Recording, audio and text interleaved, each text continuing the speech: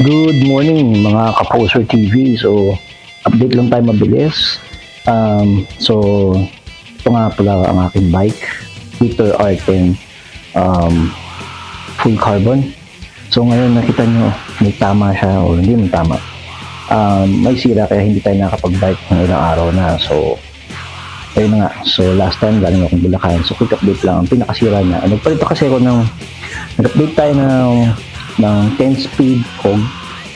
So, syempre, mag-update din tayo ng 10 speed na RD. So, nakascore tayo ng Tiagra. So, Shimano Tiagra. Yan, nakikita nyo. Yan. So, 10 speed. So, 4700 model. So, second hand lang naman. So, nung nilagay natin siya, unfortunately, nasira ko ang dropout. So, ito yung dropout.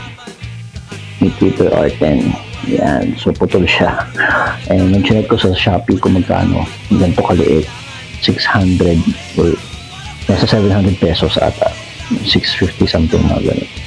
Anyways, update lang, no? So, para sa mga dropout nyo, huwag nyo basta-basta kakaliputin o hihilain yung flies.